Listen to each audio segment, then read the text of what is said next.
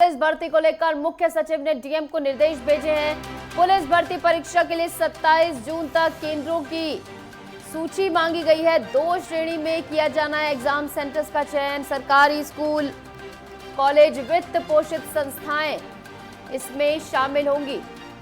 आपको बता दें, नगरीय क्षेत्र के 10 किलोमीटर की रेंज में परीक्षा सेंटर बनाया जाएगा। ये बड़ी खबर आपको बता रहे हैं। पुलिस भर्ती को लेकर मुख्य सचिव ने डीएम को निर्देश भेज दिए हैं। पुलिस भर्ती परीक्षा के लिए 27 जून तक केंद्रों की लिस्ट की मांग की गई है और इसी के साथ 2 श्रेणी में एग्जाम किया जाना है। एग्जाम सेंटर्स का चयन 2 श्रेणी में होगा। सरकारी स्कूल, कॉलेज, वित्त पोषित संस्थाएं इसमें शामिल होंगी। नगरीय क्षेत्र के 10 किलोमीटर की रेंज में एग्जाम सेंटर्स का चयन होगा। पुलिस भर्ती परीक्षा के लिए 27 जून तक रिपोर्ट मांगी गई है। ये बड़ी खबर आपको बता रहे हैं। मुख्य सचिव ने कहा है कि इस बार सेंटर्स का चयन 2 श्रेणी में किया जाना है, जहां इसको लेकर सूची की मांग की गई। इस बीच हमारे साथ लगातार हमारे स्टेट हेड राघवेंद्र बने हुए, सीधा उनका रुख करेंगे। राघवेंद्र, पुलिस भर्ती के लिए 27 जून तक केंद्रों की सूची मांगी गई है और इस बार 2 श्रेणी में एग्जाम सेंटर्स का चयन किया जाना है, क्या कुछ जानकारी? बिल्कुल निशु, पुलिस भर्ती वो भर्ती थी जो उत्तर प्रदेश सरकार के लिए बहुत बड़ी चुनौती बन गई थी। पेपर लीक की जब घटना सामने आई और इको गार्डन में जब हजारों की संख्या में प्रतियोगियों ने आंदोलन शुरू किया, तो देखते देखते इस आंदोलन को समाजवादी पार्टी और कांग्रेस द्वारा हैक किया गया और सरकार पे लगातार हमला बोलते हुए दिखाई दिए। वो इतना ही नहीं, उत्तर प्रदेश चूंकि देश का सबसे बड़ा राज्य है, यहाँ युवाओं की तादाद बहुत ज़्यादा है और 2012 से 17 तक की भर्तियों की उत्तर प्रदेश लोक सेवा आयोग की सीबीआई जांच चल रही है। इतना ही नहीं, अगर 17 से 24 तक की हम बात कर लें तो चाहे सहायक शिक्षा भर्ती बोर्ड हो या पुलिस भर्ती बोर्ड हो या फिर एलटी ग्रेड की परीक्षा हो, सहायक समीक्षा अधिकारी हो, अपर निजी सचिव, इन सब की एसटीएफ जांच चल रही है। ऐसे में जब पिछली बार सिपाही भर्ती परीक्षा का आयोजन किया गया और जब पेपर लीक हुआ तो जंगल में आग की तरह ये खबर फैली और देखते देखते ही सरकार एकदम बैकफुट पे आई और इस परीक्षा को उसे निरस्त करना पड़ा।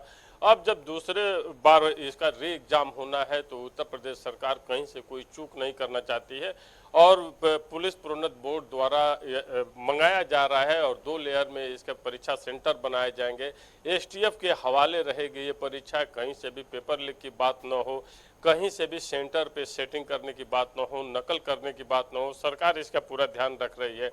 इतना ही नहीं, उत्तर प्रदेश में पेपर लीक की घटनाओं को रोकने के लिए कल ही मुख्यमंत्री योगी आदित्यनाथ ने नया अधिनियम लाया जिसमें आजीवन कारावास की सजा और 1 करोड़ रुपए के दंड का प्रावधान है। इतना ही नहीं, जो री एग्जाम होंगे उसमें जो खर्चे आएंगे वो भी इन नकल माफियाओं द्वारा ही वसूला जाएगा।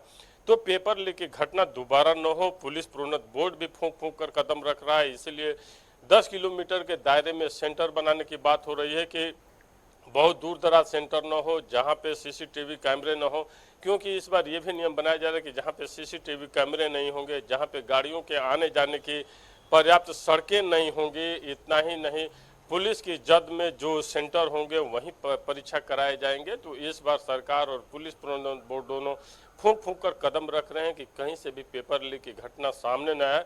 हालांकि जितना कठोर नियम आया है उसको देखते हुए लगता नहीं है कि अब कोई भी नकल माफिया इसमें हाथ डालने की कोशिश करेगा, लेकिन देखना होगा कि इस बार जब पुलिस भर्ती का ये परीक्षा होगा तो इस बार साफ सुथरा हो जाएगा या फिर पेपर लीक की घटना होगी। हालांकि पुलिस प्रोन्नत बोर्ड पूरी तरह से सतर्क है, एसटीएफ भी इस पर नजर गड़ाई हुई है कि कहीं से भी किसी तरह की धांधली की या अनियमितता की शिकायतें न देखने को मिले।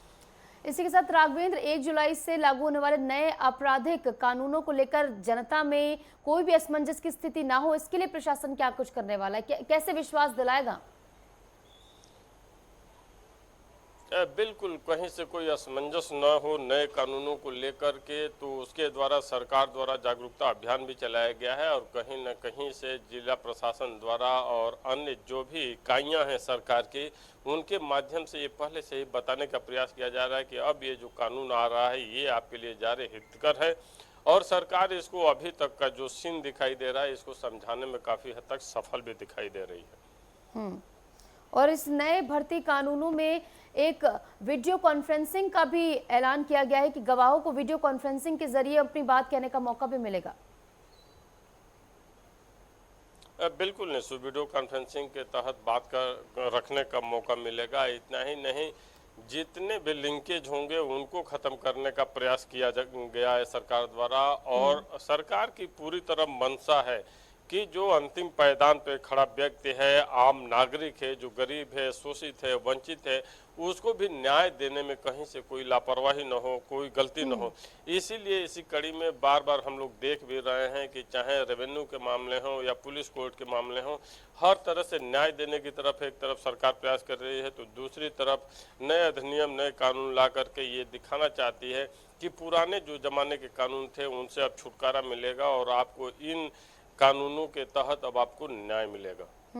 बिल्कुल, उम्मीद तो यही है कि नए कानूनों के आने के बाद अब पेपर लीक की घटनाएं जो हैं वो बिल्कुल खत्म हो जाएंगी, ऐसी दोबारा से देखने को नहीं मिलेगी, क्योंकि इससे छात्रों की जिंदगी के साथ खिलवाड़ होता है, उनकी पढ़ाई इससे बहुत ज़्यादा अफेक्ट होती है। फिलहाल बहुत बहुत शुक्रिया राघवेंद्र हमारे साथ जुड़ने के लिए और तमाम जानकारी हमारे साथ साझा करने के लिए। इस बीच